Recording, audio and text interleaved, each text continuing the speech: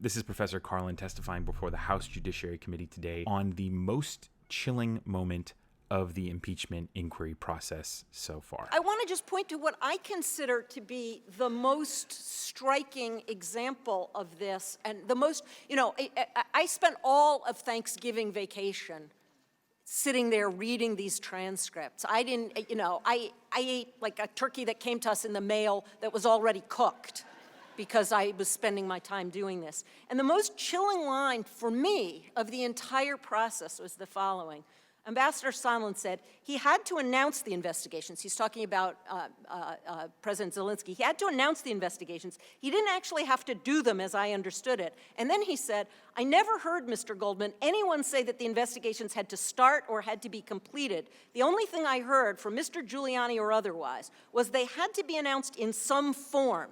And what I took that to mean was this was not about whether Vice President Biden actually committed corruption or not. This was about injuring somebody who the president thinks of as a particularly hard opponent.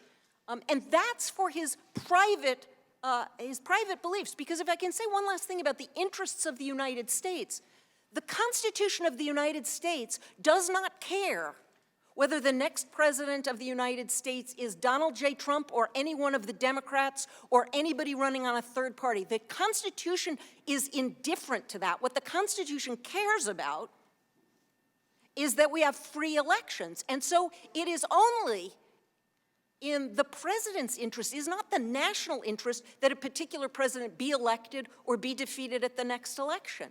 The Constitution is indifferent to that. She makes it pretty clear. Donald Trump's defense that he was the good guy and that he was actually trying to root out corruption in Ukraine is a bunch of malarkey. It's going to be interesting to see where this line of defense moves from here, because we're about to hit a Senate trial where they will vote on removing Donald Trump from office. Can Senate Republicans really use this line of defense in the trial? How long will that last when passionate testimonies like this are on repeat, when senators are using this line of attack again and again? And another question, what line of defense do you have once the good guy argument is blown out of the water? Once it turns out Donald Trump was actually engaging in a bribe.